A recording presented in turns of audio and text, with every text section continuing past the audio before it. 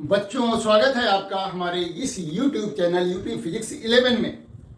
पिछले वीडियो में कुछ जो कॉन्सेप्ट थे वो निश्चित रूप से थोड़े टफ तो थे। मैंने समझाने की पूरी कोशिश की। अब फिजिक्स में हर चीज तो आसान नहीं है, थोड़ी टफ है। मतलब टफ का मतलब उसका फार्मूला निकालने का तरीका कुछ अलग है। यदि वो आपने समझ लिया तो बिल्कुल टफ नहीं है। और विशेष करके हम किसकी बात कर रहे हैं, वो है अभिकेंद्र त्वरण का फार्मूला निकालना। बाकी तो सब ठीक ही है। अभिकेंद्र त्वरण का जो फार्मूला निकाला जाता है वो बिल्कुल अलग ढंग से निकाला जाता है। उसी में स्टूडेंट्स को थोड़ी प्रॉब्लम होती है, तो उसको समझने की कोशिश करेंगे। अभिकेंद्र त्वरण होता क्या है, ये बातें हमने पिछले वीडियो में समझाई थी। क्योंकि जब कोई वस्तु वृत्तीय पथ पर गति करती है तो चाहे उसका वेग समान हो, यानी चाल उसकी नियत है या चाल बदल रही है, दोनों स्थितियों में वो केंद्र की तरफ, वृत्तीय पथ के केंद्र की तरफ त्वरित होती रहती है। और उस जो है त्वरण को हम क्या कहते हैं, अभिकेंद्र त्वरण कहते हैं, त्रिज्य त्वरण कहते हैं। और उसका फार्मूला हमारा आया था, ये देखिए, त्रिज्य त्वरण ए सी बराबर आया था v²/r। ये फार्मूला आया था। इसके निकालने का तरीका बिल्कुल अलग है। ए सी कहें या ए आर कहें, मैंने ए आर लिखा था वहां पर पिछले वीडियो में। तो ये फार्मूला निकालने का मतलब अलग ढंग है। इसीलिए जो है स्टूडेंट को लगता है कि ये थोड़ा बड़ा टफ है, पता नहीं क्या हो रहा है इसमें, है? लेकिन हम समरूप त्रिभुजों के आधार पर भुजाओं की तुलना कर देते हैं और तो आसानी से ये फार्मूला आ जाता है। इसके अलावा सभी चीजें मेरी समझ से समझ में आई होंगी। और आज का तो वीडियो बहुत ही इंटरेस्टिंग, मजेदार है। क्यों मजेदार है? क्योंकि ये यहां पर आज आपको समझाया जाएगा कि किस तरह से जो वाहन मुड़ते हैं तो मुड़ते समय वो केंद्र की तरफ त्वरित होंगे। क्योंकि मोड़ पर क्या गति कैसी हो जाती है, वृत्तीय गति हो जाती है, तो केंद्र की तरफ वो त्वरित होंगे, मोड़ के केंद्र की तरफ। जब त्वरित होंगी तो त्वरण के लिए तो बल की आवश्यकता पड़ती है। तो निश्चित रूप से मोड़ के केंद्र की तरफ एक बल लग रहा होगा, उसकी बात करेंगे हम। और देखा होगा कि जो हाईवेज होते हैं या जो सामान्य रोड भी होते हैं, वो भी मोड़ पर क्या होता है कि वो बाहर की तरफ उठे हुए होते हैं। बाहर की तरफ उनको उठा दिया जाता है और अंदर की तरफ मतलब झुके हुए होते हैं। तो ऐसा क्यों किया जाता है?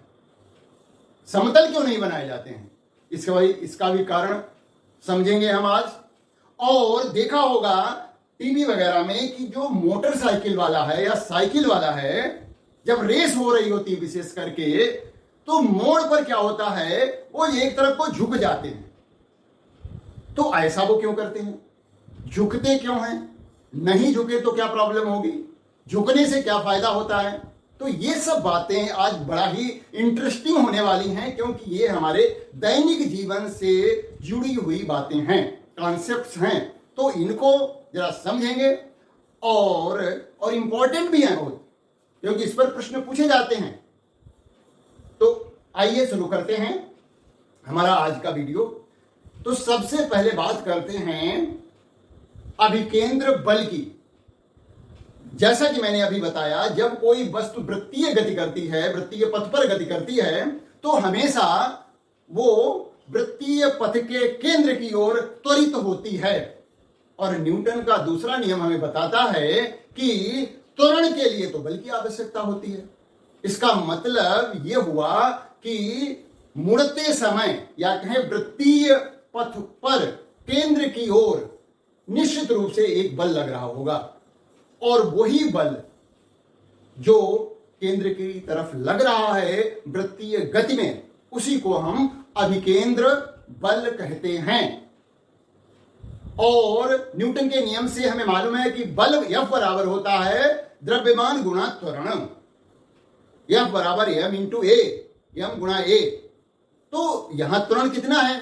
क्योंकि यहां तो अभिकेंद्र त्वरण है और उसका मान हम पिछले वीडियो में निकाल चुके हैं। और हमने यहां लिख भी रखा है कि ए आर बराबर है v²/r। तो इस त्वरण के आधार पर हम अभिकेंद्र बल का फार्मूला भी निकाल पाएंगे। तो देखिए मैंने लिख रखा है कि वृत्तीय गति करती वस्तु पर एक बल कार्य करता है जिसकी दिशा सदैव वृत्त के केंद्र की ओर होती है, इसे अभिकेंद्र बल कहते हैं। यही बल वस्तु को लगातार मुड़ने में मदद करता है, क्योंकि वस्तु लगातार मुड़ रही होती है, वेग की दिशा लगातार बदल रही होती है, तो दिशा को बदलने के लिए तो बल की आवश्यकता पड़ेगी ही पड़ेगी। अदरवाइज न्यूटन के पहले नियम से कि वस्तु यदि सीधी रेखा में चल रही है तो सीधी रेखा में ही चलती रहेगी जब तक कि उस पर बल न लगाया जाए, तो वो क्यों मुड़ेगी? तो इसका मतलब हुआ कि यही बल जो अभिकेंद्र बल है वही वस्तु को बार बार मुड़ने में मदद कर रहा है। तो अभिकेंद्र बल बराबर हो गया द्रव्यमान गुणा अभिकेंद्र त्वरण। भाई यहां पर कौन सा फार्मूला लग रहा है? F बराबर m इंटू ए। तो F बराबर हो गया द्रव्यमान, वस्तु का द्रव्यमान, गुणा v स्क्वायर बटे r। यहां पर v क्या है? वस्तु का वेग है, जिस वेग से वो वृत्तीय पथ में गति कर रही है। v जो है वो वस्तु का वेग है, और r क्या है? त्रिज्या है, वृत्तीय पथ की त्रिज्या है, वृत्तीय पथ की त्रिज्या है। तो इस तरह से F बराबर m इंटू ए, तो F बराबर हो गया mv स्क्वायर बटे r। ये एक फार्मूला हो गया अभिकेंद्र बल का। अब हमने पिछले वीडियो में ये भी देखा था कि जो रेखिक वेग होता है और ये कोणीय वेग है, रेखिक वेग और कोणीय वेग में क्या संबंध होता है? v बराबर आर ओमेगा होता है। अब हम इसमें b की जगह पर आर ओमेगा रख देंगे, तो F बराबर हो जाएगा m इंटू आर ओमेगा का होल स्क्वायर बटे r। अब देखिए ये एक r और ये ऊपर वाला r कट जाएगा, तो हमारा एक अभिकेंद्र बल का दूसरा फार्मूला आ जाएगा F बराबर m r omega square. m क्या है? द्रव्यमान है, r त्रिज्या है वृत्तीय पथ की, और ओमेगा उसका कोणीय वेग है। इस तरह से हमारे दो फार्मूले अभिकेंद्र बल के पता हो जाते हैं। एक F बराबर mv स्क्वायर बटे r, दूसरा है F बराबर m r ओमेगा स्क्वायर। बल तो बल होता है, मतलब इसका यदि हम क्या विमीय सूत्र पता करें तो जो सामान्य बल किसी दूसरे बल का आएगा वो भी इसका भी विमीय सूत्र तो वही आएगा जो F बराबर ma करने से आता है, मात्रक न्यूटन ही होगा। तो इसका मतलब ये कोई अलग से बल नहीं है, ये बल प्रकृति में पहले से ही मौजूद है। अभिकेंद्र बल कोई नया बल नहीं है, वास्तव में प्रकृति में पाए जाने वाले विभिन्न बलों जैसे घर्षण बल, गुरुत्वाकर्षण बल, स्थिर विद्युत बल आदि बल ही अभिकेंद्र बल का कार्य करते हैं। ऐसा नहीं है कि अभिकेंद्र बल लगने के लिए कुछ अलग से कोई जो है निकाय या कोई वस्तु आएगी ना। ये जो है प्रकृति में पहले से ऑलरेडी जो मौजूद बल हैं वही अभिकेंद्र बल का कार्य करने लगते हैं। तो इस तरह से हम इसके उदाहरण और स्पष्ट कर देते हैं कि वृत्तीय गति में अभिकेंद्र बल के उदाहरण ये भी अलग से पूछे जाते हैं परीक्षा में। क्या? नंबर 1,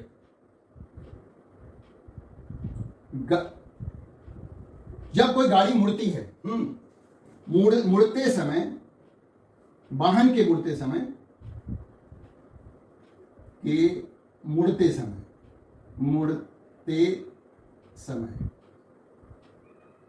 अभिकेंद्र बल की जरूरत पड़ेगी। जहां भी वृत्तीय गति हो रही होगी तो यहां पर वाहन के मुड़ते समय अभिकेंद्र बल कहां से आएगा? घर्षण से आएगा। इसकी डिटेल में बात करेंगे। अभिकेंद्र बल कौन प्रदान करेगा? घर्षण बल प्रदान करेगा। दूसरा, किसी डोरी से बंधी वस्तु क्षैतिज वृत्ताकार पथ पर गतिमान है। यानी हमने एक डोरी में वस्तु को बांध लिया, फिर उसको हमने क्षैतिज तल में घुमाया डोरी में बांध करके। तो यहां भी, क्योंकि यहां भी वृत्तीय गति हो रही है, तो यहां पर कौन प्रदान करेगा अभिकेंद्र बल? अभिकेंद्र बल मिलेगा डोरी के तनाव से। डोरी में जो तनाव होगा वो अभिकेंद्र बल प्रदान करेगा। तीसरा एक और उदाहरण देखिए, किसी परमाणु में इलेक्ट्रॉन जो हैं नाभिक के चारों ओर चक्कर लगाते हैं, तो उन्हें कहां से अभिकेंद्र बल प्राप्त होता है? नाभिक के चारों तरफ इलेक्ट्रॉन लगातार वृत्तीय गति कर रहे होते हैं, तो उन्हें जो है अभिकेंद्र बल प्राप्त होता है स्थिर विद्युत बल से, या कहें खाली विद्युत बल से, क्योंकि इलेक्ट्रॉन और नाभिक केंद्र क्या है? प्रोटॉन है। तो इलेक्ट्रॉन और प्रोटॉनों के बीच जो आकर्षण बल लग रहा है, स्थिर विद्युत बल लग रहा है, वही उनको इलेक्ट्रॉनों को घूमने के लिए अभिकेंद्र बल प्रदान कर रहा है। चौथा एक और उदाहरण देखिए, पृथ्वी का सूर्य के चारों ओर चक्कर लगाना। तो यहां पर पृथ्वी सूर्य के चारों ओर चक्कर लगा रही होती है, वृत्तीय गति कर रही है, तो यहां पर पृथ्वी और सूर्य के बीच में जो गुरुत्वाकर्षण बल है वो अभिकेंद्र बल प्रदान कर रहा है। पृथ्वी का सूर्य के चारों ओर चक्कर लगाना, यहां पर जो अभिकेंद्र बल कौन दे रहा है? अभिकेंद्र बल पता मिल रहा है गुरुत्वीय बल से। गुरुत्वीय बल प्रदान कर रहा है पृथ्वी और सूर्य के बीच जो गुरुत्वीय बल लग रहा है वही अभिकेंद्र बल का कार्य कर रहा है। तो ये अलग से भी पूछा जा सकता है कि इस स्थिति में कौन सा बल अभिकेंद्र बल की तरह कार्य कर रहा है। तो इससे हमें पता लगा कि अभिकेंद्र बल कोई अलग से नया बल नहीं है, ये प्रकृति में मौजूद विभिन्न बल अलग अलग परिस्थितियों में अभिकेंद्र बल का कार्य करते हैं, या कहें अभिकेंद्र बल प्रदान करते हैं। अच्छा, एक मजेदार बात और देखी होगी, वो क्या है कि जब जैसे हम किसी वाहन में बैठे हैं, बस में बैठे हैं, और बस अचानक मुड़ती है। जब बस अचानक मुड़ती है, मान लिया वो बाईं ओर को मुड़ रही है, तो मोड़ पर हम दाहिनी ओर गिरने लगते हैं। तो ऐसा क्यों होता है? इसका मतलब कोई ना कोई तो बल लगा होगा, तभी तो हम इधर की तरफ गिरने लगे। हमारी गाड़ी जो है बाईं ओर मुड़ी और हम दाहिनी ओर गिरने लगे। तो ये जो हमें बल का जो आभास हो रहा है, ये एक नई तरह का नया बल है, और ये छद्म बल है, आभासी बल है। वास्तव में ऐसा कोई बल नहीं है, वास्तव में नहीं है, ये एक आभासी छद्म बल है, जो कि हमें ऐसा लगता है कि गाड़ी के बाईं ओर मुड़ने पर दाहिनी ओर की तरफ हमें बल का आभास होता है। ये कौन सा बल है? ये अपकेंद्र बल है, अपकेंद्र बल। इसकी भी बात थोड़ी कर लेते हैं, और अपकेंद्र बल की बात करते हैं, सेंट्रीफ्यूगल फोर्स।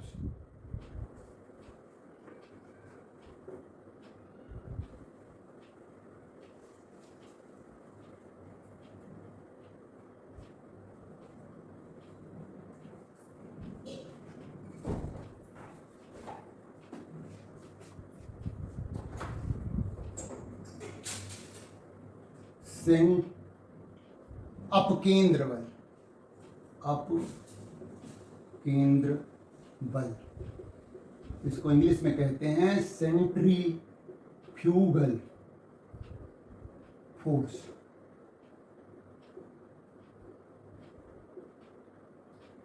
तो ये क्या है? यह एक छद्म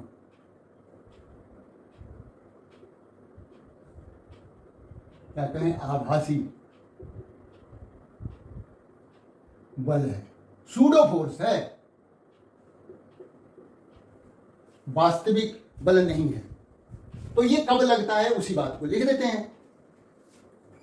जब घूर्णन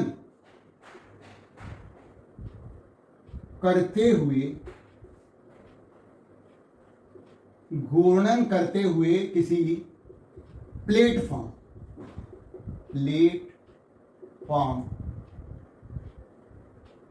घूर्णन करते हुए किसी प्लेटफॉर्म पर रखी वस्तु पर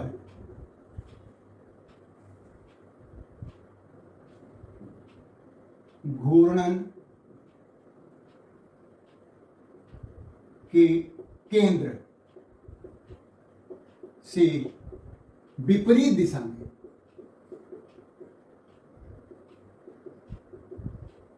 में एक बल का आभास होता है, इसे अपकेंद्र बल कहते हैं।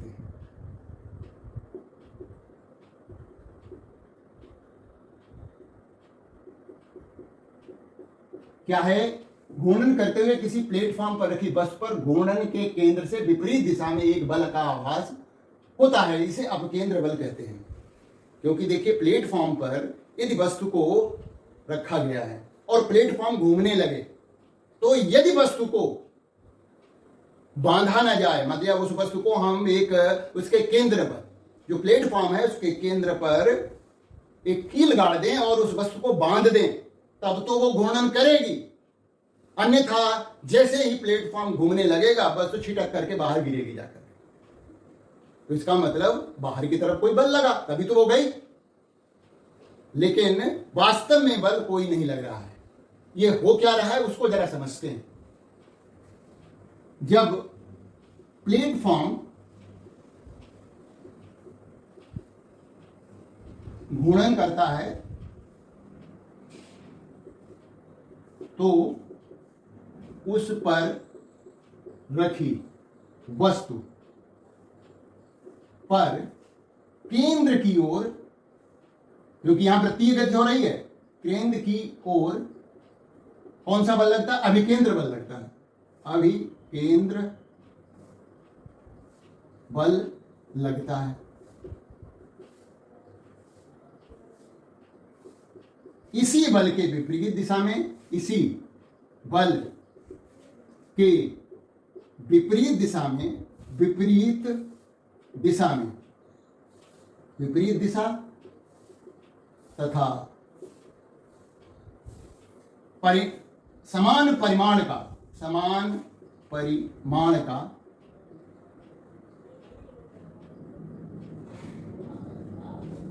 केंद्र से बाहर की ओर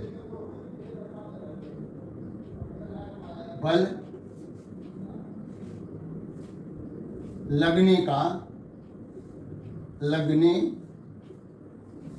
या लगता है, लिख देते हैं, लगता है। यह बता देना पड़ेगा, यह जो है अभिकेंद्र बल का प्रतिक्रिया बल नहीं है, बल नहीं है। क्यों नहीं है? क्योंकि क्रिया और प्रतिक्रिया बल, क्रिया तथा प्रतिक्रिया बल, क्रिया बल दो अलग अलग वस्तुओं पे लगते हैं, अलग अलग वस्तुओं पर लगते हैं। जबकि अपकेंद्र बल और अभिकेंद्र बल, जबकि अपकेंद्र बल तथा अभिकेंद्र बल, अपकेंद्र तथा अभिकेंद्र बल एक ही वस्तु पर लग रहे होते हैं, एक ही वस्तु पर लग रहे होते हैं। तो इसका मतलब यह हुआ कि अभिकेंद्र बल का ये प्रतिक्रिया बल अभिकेंद्र बल नहीं है। ये कैसे पता लगा कि क्योंकि यहां पर जो है अभिकेंद्र बल और अपकेंद्र बल दोनों उसी प्लेटफॉर्म पर लगी हुई वस्तु पर लग रहे हैं, जबकि क्रिया और प्रतिक्रिया बल होते तो ये अलग अलग वस्तुओं पर लग रहे होते। हमने कहा यदि वो वस्तु जो कि प्लेटफॉर्म पे रखी हुई है और प्लेटफॉर्म घूम रहा है, उस वस्तु को हमने एक डोरी से बांध रखा है, डोरी को बांधा गया है उस घूर्णन करने वाले प्लेटफॉर्म पर एक कील गाड़ करके, तो वस्तु जो है प्लेटफॉर्म के साथ घूमती रहेगी। अब यदि हम उसको डोरी को काट दें तो वस्तु जो है फिर अब नहीं घूमेगी और वो बाहर की तरफ गिरेगी। इसका मतलब जब वो डोरी से बंधी थी तब तो डोरी जो है उस वस्तु को केंद्र की तरफ लगातार खींच रही थी, मतलब उस पर अभिकेंद्र बल लगा रही थी। जैसे ही हमने उसको डोरी को काटा, मतलब अभिकेंद्र बल को हटा दिया हमने, तो वस्तु बाहर की तरफ भागने लगी, है ना। तो ऐसा आभास हुआ कि इस पर बाहर की तरफ बल लगा, हाँ, और उतना ही लगा जितना कि अभिकेंद्र बल लग रहा था। तो अभिकेंद्र बल का जो फार्मूला होता है वही यहां पर भी कार्य करता है। तो हमने यहां पर लिखा है कि घूर्णन करते हुए किसी प्लेटफॉर्म पर रखी वस्तु पर घूर्णन के केंद्र से विपरीत दिशा में एक बल का आभास होता है, इसे अपकेंद्र बल कहते हैं। यह प्लेट, यहां पर बात बताई जा रही, समझाई जा रही, जब प्लेटफॉर्म घूर्णन करता है तो उस पर रखी वस्तु पर केंद्र की ओर अभिकेंद्र बल लगता है, जिसकी बात हम कर चुके हैं। इसी बल के विपरीत दिशा में एक तथा समान परिमाण का केंद्र की बाहर की ओर, केंद्र से बाहर की ओर बल लगता है। यह अभिकेंद्र बल का प्रतिक्रिया बल नहीं है, लेकिन क्योंकि क्रिया और प्रतिक्रिया बल दो अलग अलग वस्तुओं पर लगते हैं, जबकि अपकेंद्र तथा अभिकेंद्र बल एक ही वस्तु पर लग रहे होते हैं। और इसका जो फार्मूला है वो वही है जो कि अभिकेंद्र बल का। तो क्या फार्मूला होगा इसका?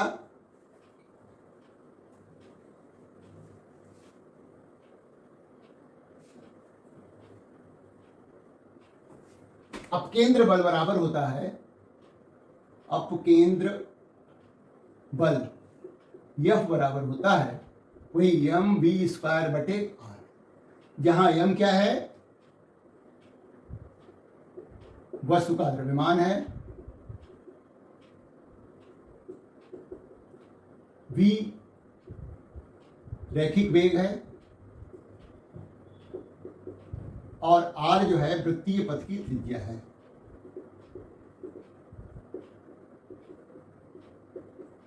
तो जब भी कोई जो है यात्री बस में बैठता है और बस जब मुड़ती है अचानक, तो मुड़ाव के केंद्र, मोड़ के केंद्र की विपरीत दिशा में वो गिरता है। और इसको हम इस तरह से भी व्याख्या कर सकते हैं, समझ सकते हैं कि उस यात्री, उस व्यक्ति की टेंडेंसी क्या है, उसकी प्रवृत्ति क्या है? सीधी रेखा में चलते रहना, और बस तो मुड़ गई।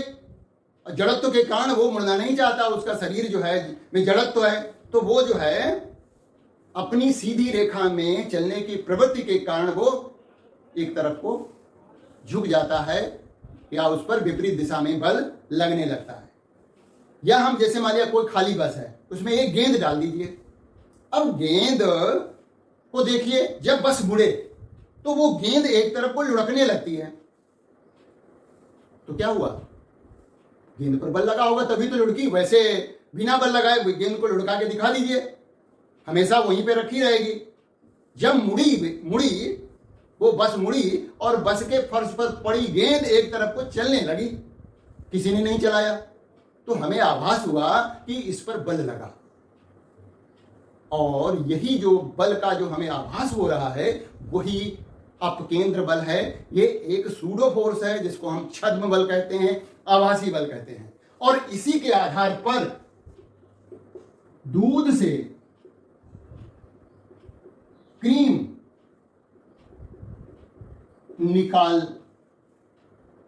निकालने वाली मशीन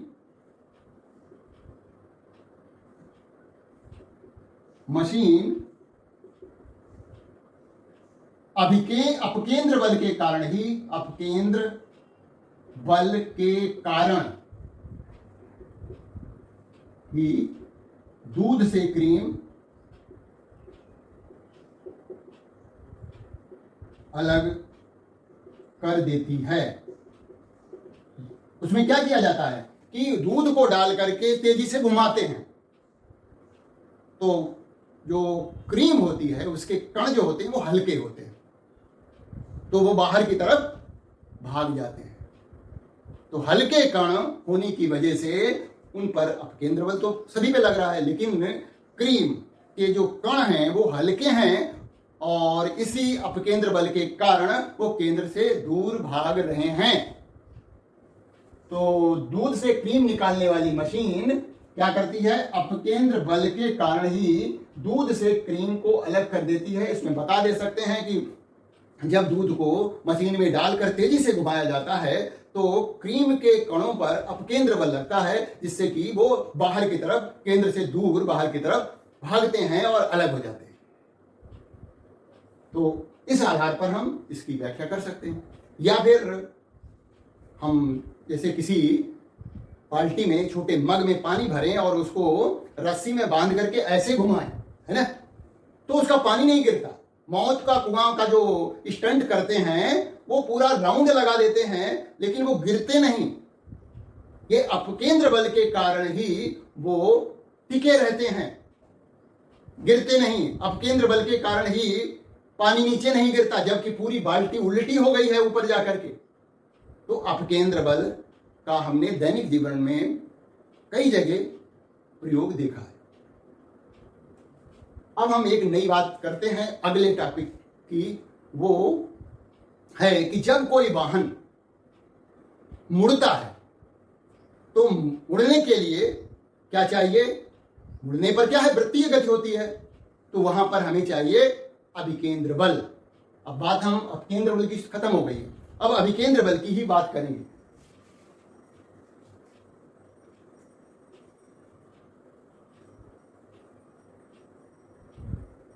साइकिल सवार की गति की पहले बात करते हैं, है ना। समतल पथ पर या रोड पर साइकिल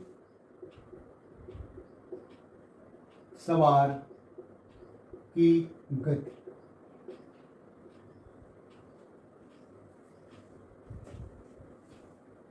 जब कोई साइकिल सवार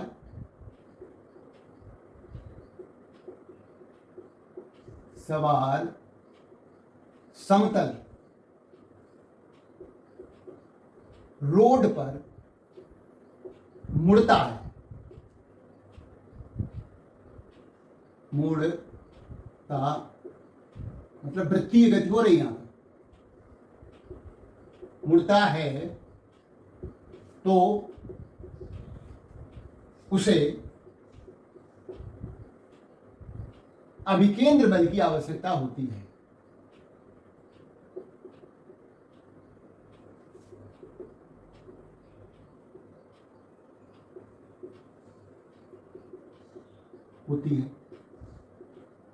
यह अभिकेंद्र बल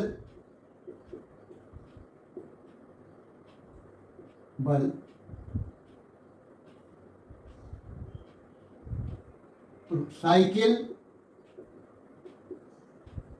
तथा रोड के बीच लगने वाले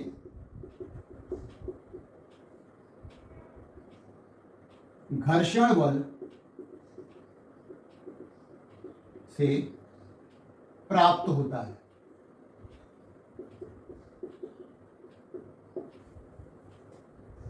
तो कोई व्यक्ति जो है साइकिल पर जा रहा है, साइकिल सवार समतल रोड पर चल रहा है, ठीक है ना, ये इसकी साइकिल है और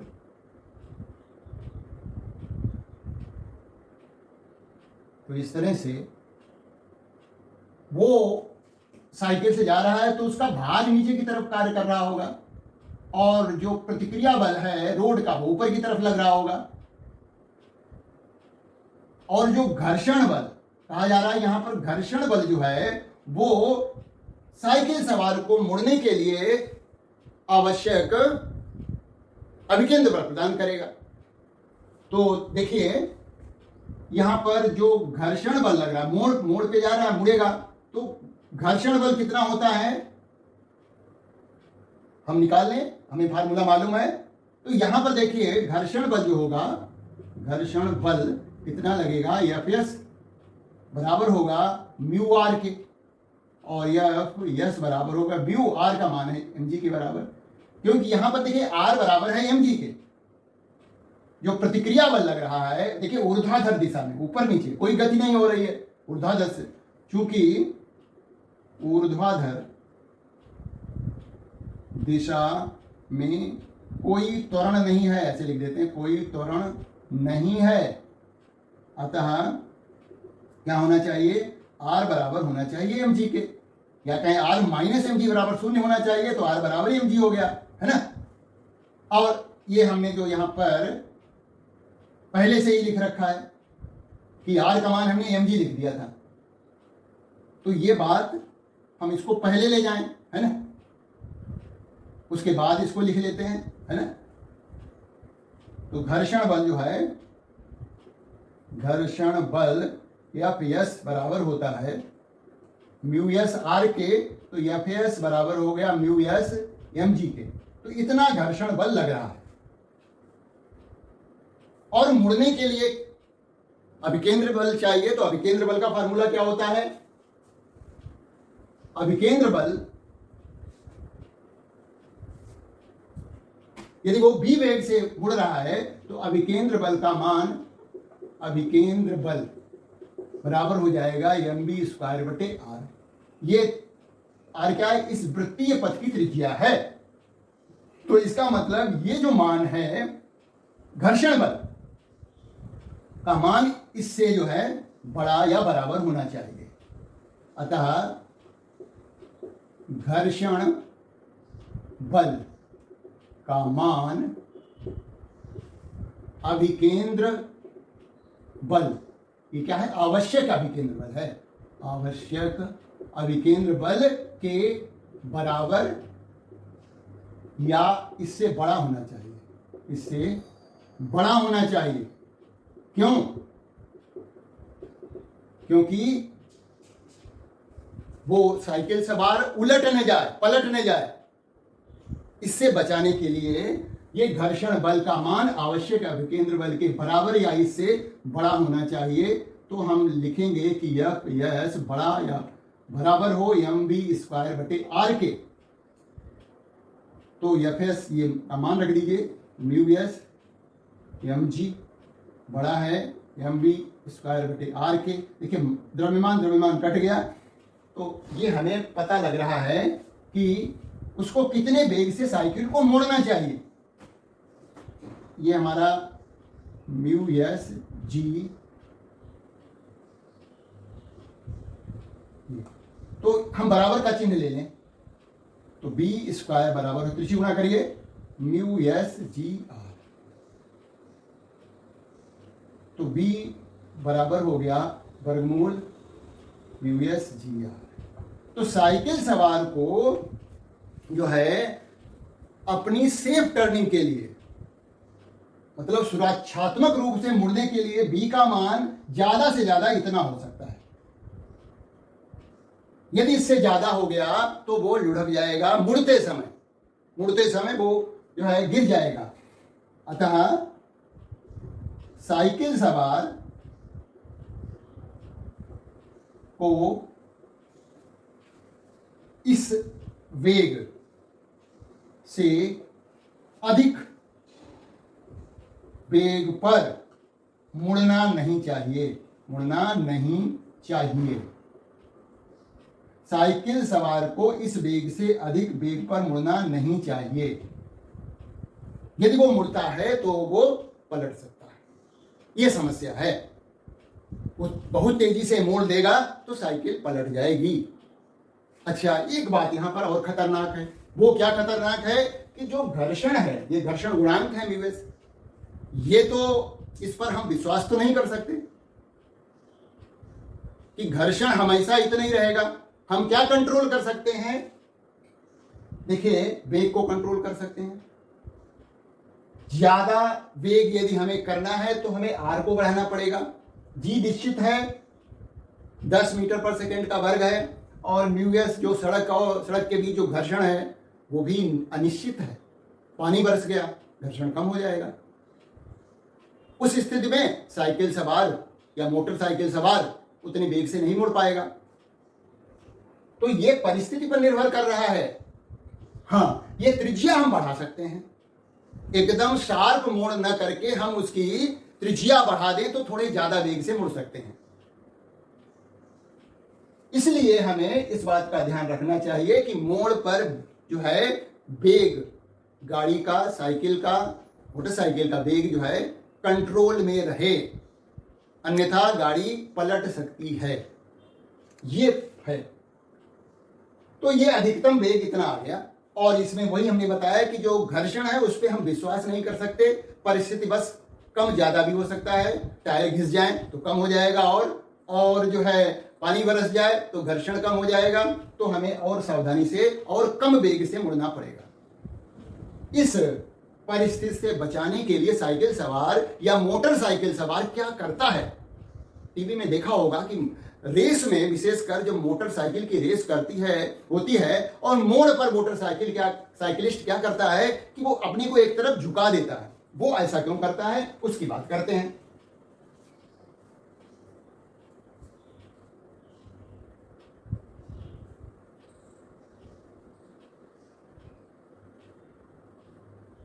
वो क्या है हेडिंग हमारी? मोड़ पर साइकिल सवार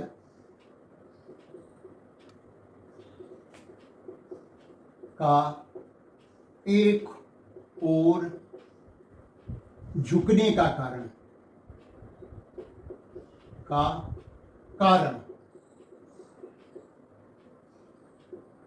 ये मान लिया। देखिए, साइकिल सवार साइकिल बनाते हैं,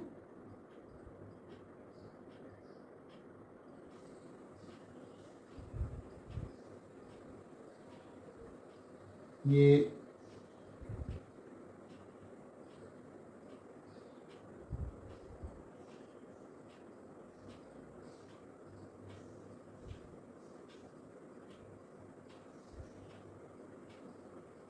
साइकिल सवार ऐसे मुड़ रहा है।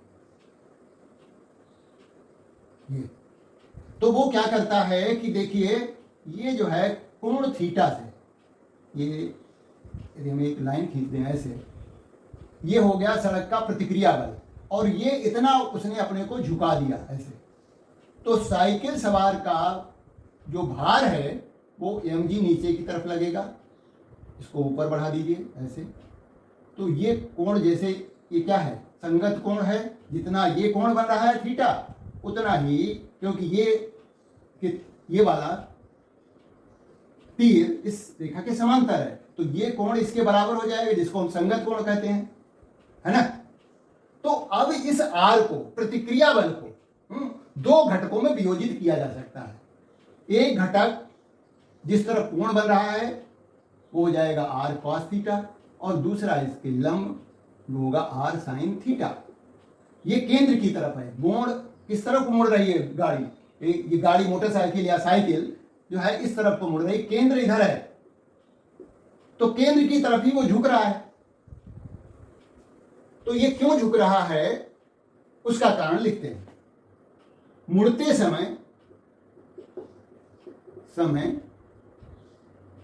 ये क्यों झुक रहा है? क्योंकि हम जो है घर्षण पर विश्वास नहीं कर सकते, तो उसको अपने को सुरक्षित रखना है। तो सुरक्षित रखने के लिए मुड़ते समय, ये साइकिल सवार, मोटरसाइकिल सवार भी हो सकता है, मुड़ते समय साइकिल सवार मोड़ के केंद्र मोड़ के केंद्र की ओर झुक जाता है, झुक जाता है। इससे फायदा क्या होता है? इससे अविलंब प्रतिक्रिया बल R का एक घटक जो कि R साइन थीटा है, मोड़ के केंद्र की ओर कार्य करता है।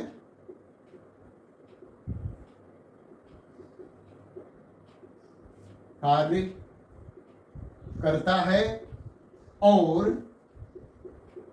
आवश्यक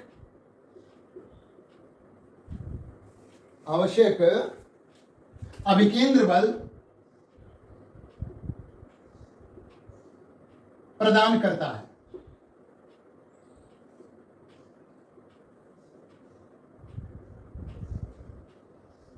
प्रतिक्रिया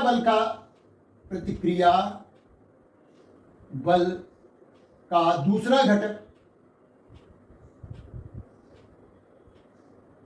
जो कि R cos थीटा है, वह साइकिल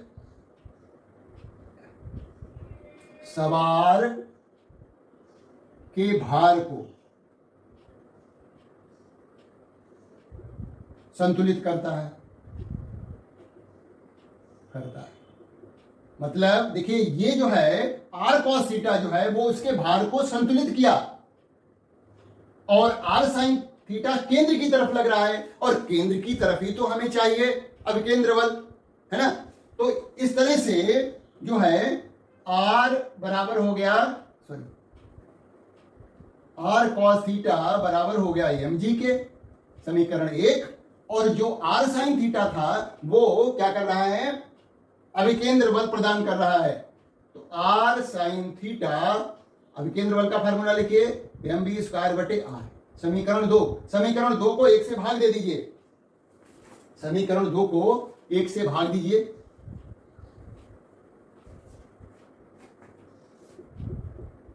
दो को समीकरण 1 से भाग देने पर R sin थीटा बटे R cos थीटा बराबर हो जाएगा mv स्क्वायर बटे R बटे mg। तो ये हो गया, मास कट गया, R से R कट गया, ये हो गया tan थीटा। tan थीटा बराबर हो जाएगा v स्क्वायर बटे rg। ये कोण का मान हो गया। मतलब इतने कोण पर उसको मुड़ना चाहिए। अब कोण का मान तो कम ही रखेंगे, क्योंकि कोण का मान बहुत ज्यादा तो नहीं बढ़ाया जा सकता, ज्यादा झुक जाओगे तो वैसे गिर जाओगे, है ना। तो कोण का मान कम रखने के लिए उसे अपना वेग संतुलित रखना पड़ेगा,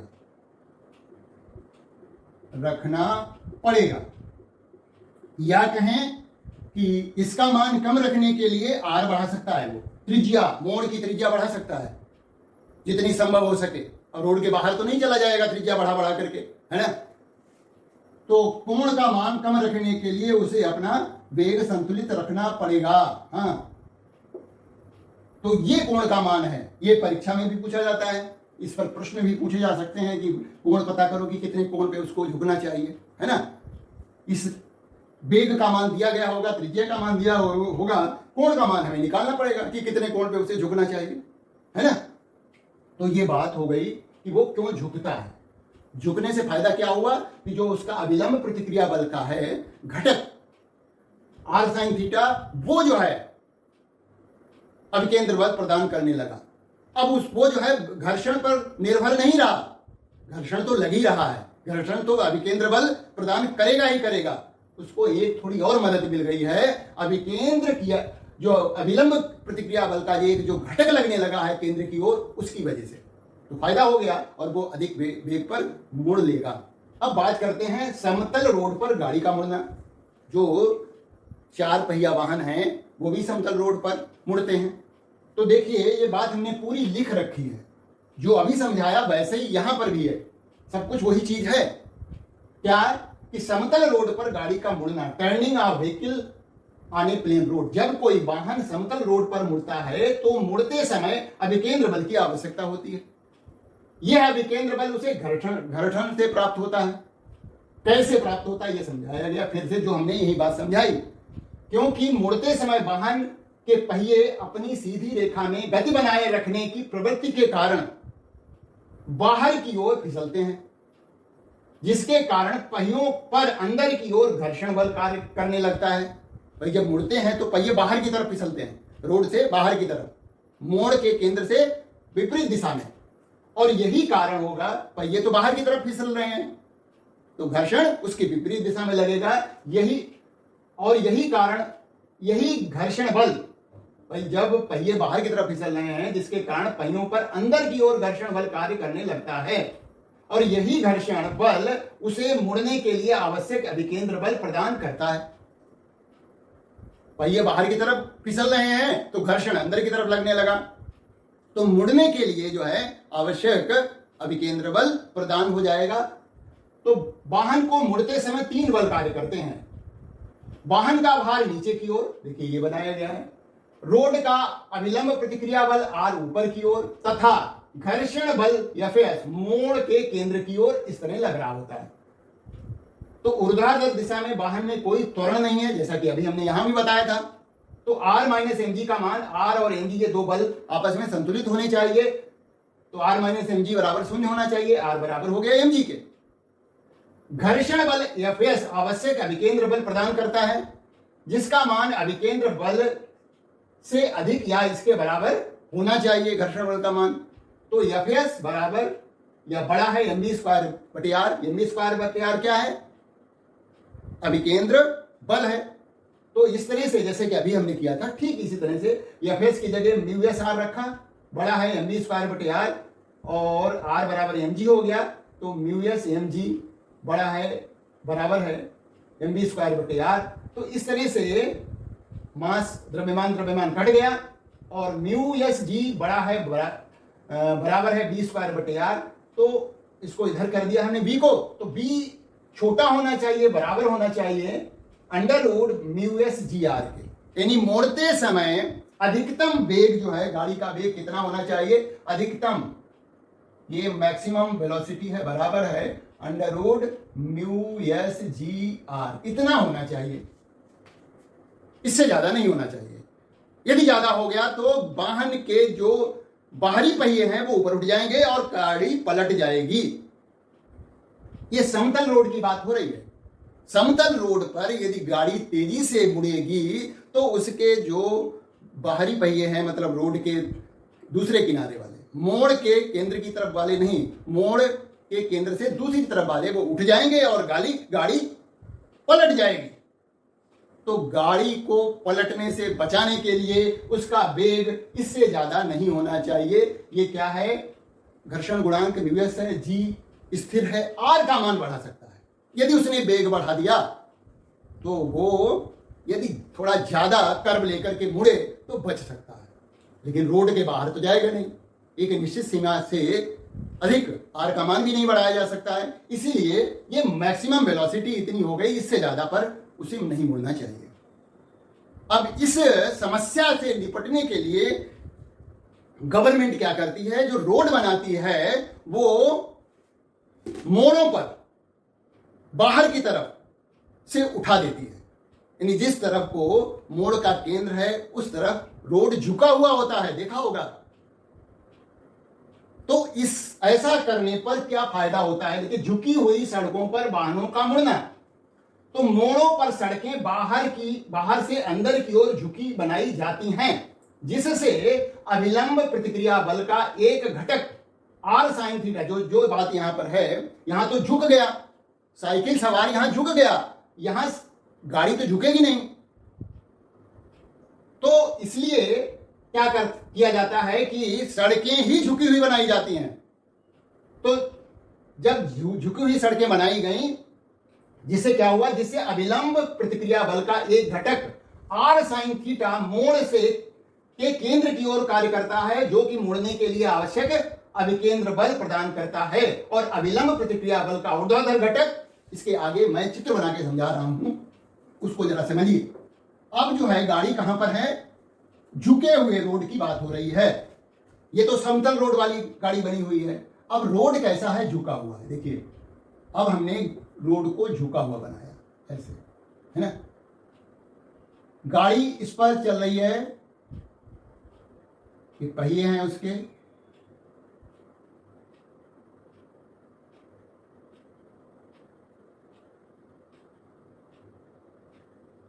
और ये गाड़ी देखिए इधर से उठ गई है एक तरफ से। तो जो बात ये थीटा कोण है, अब यहां पर हम इसका भार नीचे की तरफ कार्य करेगा, और ये कोण जो थीटा है वो भी यही होगा। ये प्रतिक्रिया, रोड का प्रतिक्रिया बल है ना। अब हमने इसको जो है क्या किया कि देखिए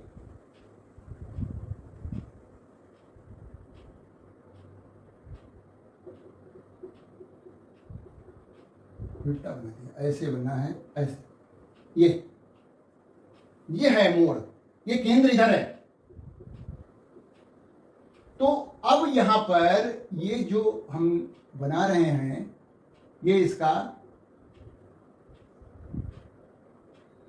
केंद्र की तरफ, ये आर एक घटक है आर, और आर का एक घटक जो है R sine theta, R cos theta ये होगा, और इसका एक आर साइन थीटा इधर चलेगा, ये थीटा है ना। तो आर का घटक, एक घटक जो है वो इसको जो है प्रदान करेगा प्रतिक्रिया बल, है ना। देखिए ये जो है हमारा चित्र, थोड़ा इसको फिर से बनाते हैं।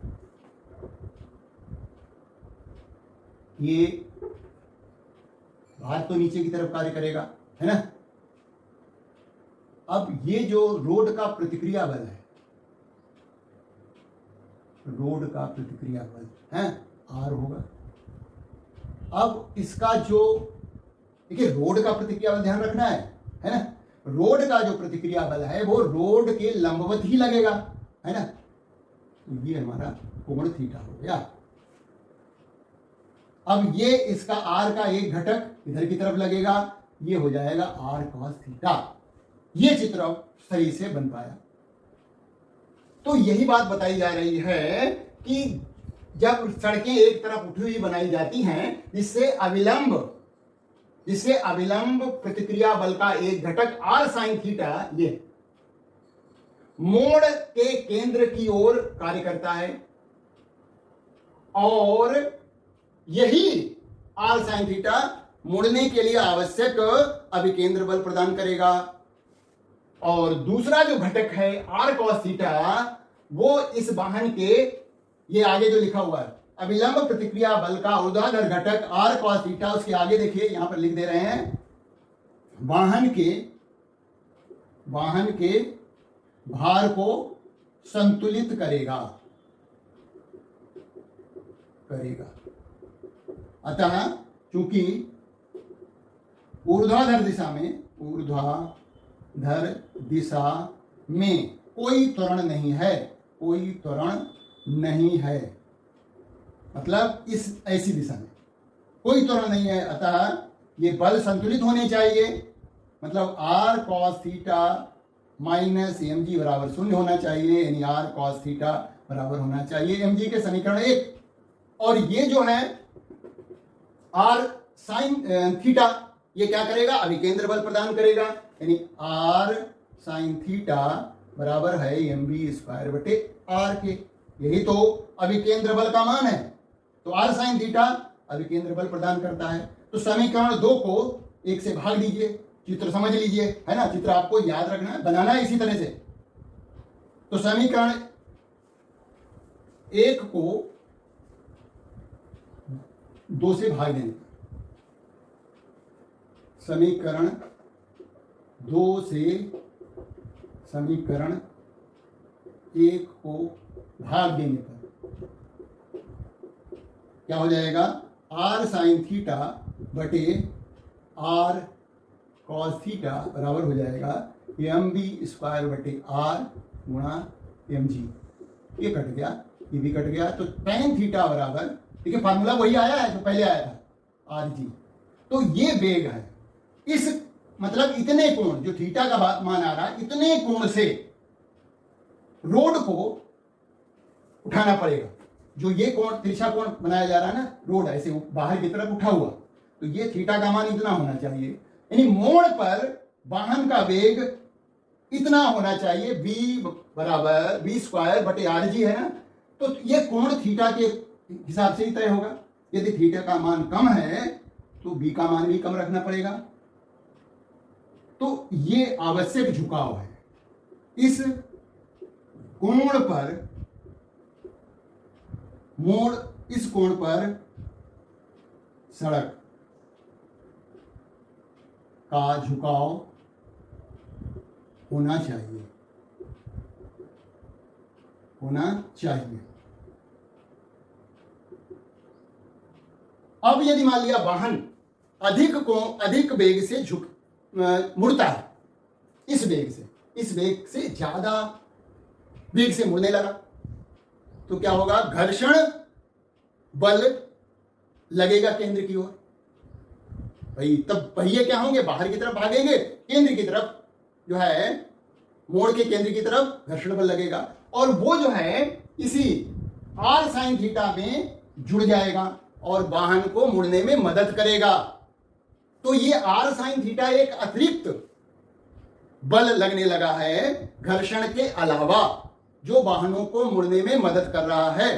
तो इसका मतलब ये बात स्पष्ट हो गई है कि मोड़ पर रोड जो है बाहर की तरफ से उठे इसीलिए होते हैं जिससे कि वाहनों को एक अतिरिक्त फायदा मिले, मतलब उसके जो प्रतिक्रिया बल है, विलंब प्रतिक्रिया बल का एक घटक जो कि केंद्र की ओर, मोड़ के केंद्र की ओर लगने लग रहा है, वो घर्षण के साथ मिलकर अतिरिक्त फायदा पहुंचा रहा है और वाहन बिना पलटे मोड़ पर आसानी से मुड़ जा रहे हैं। लेकिन फिर भी यदि कोई इस वेग से अधिक वेग से मुड़ता है तो उस समय घर्षण बल इस r साइन थीटा के साथ जुड़ जाता है और अतिरिक्त अभिकेंद्र बल प्रदान करने लगता है। और यदि कम वेग से मुड़ता है तो जो घर्षण बल है फिर बाहर की तरफ लगने लगता है। अधिक वेग से मुड़ेगा तो वाहन के पहिए बाहर की तरफ घिसेंगे, जिससे कि घर्षण बल अंदर की तरफ लगेगा, मोड़ के केंद्र की तरफ लगेगा और वो r साइन थीटा के साथ जुड़ करके उसको मुड़ने में मदद करेगा। और जब धीमी गति से वाहन मुड़ेगा तो घर्षण बल जो है बाहर की तरफ लगेगा, पहिए अंदर की तरफ घिसट रहे होंगे। उस स्थिति में अभिकेंद्र बल जो है कम हो जाएगा और वाहन आसानी से तब भी मुड़ जाएगा। तो इस तरह से रोड को क्यों मोड़ पर उठा दिया जाता है उसका कारण समझ में आ गया होगा। उसका कारण यही है कि जो अभिकेंद्र जो है बल चाहिए मुड़ने के लिए वो कहां से मिल जा रहा है, अविलंब प्रतिक्रिया बल का एक घटक जो r साइन थीटा है वो अतिरिक्त फायदा पहुंचा रहा है, मतलब वो जो है उसको अभिकेंद्र बल प्रदान करने लग रहा है। यदि रोड को मोड़ पर बाहर की तरफ से उठा दिया जाए तो वो उठाने का कारण, यानी रोड को बाहर की तरफ से उठाने का कारण क्या है कि जिससे कि वाहन का अविलंब प्रतिक्रिया बल का एक घटक जो कि r साइन थीटा होता है वो केंद्र की तरफ लगने लगता है और वाहन को मुड़ने के लिए आवश्यक अभिकेंद्र बल प्रदान करता है घर्षण के अतिरिक्त। तो उम्मीद है आपको आज की बातें सभी समझ में आई होंगी। तो चैनल को सब्सक्राइब करें, लाइक करें और अपने दोस्तों में शेयर करें। Thank you for watching this video.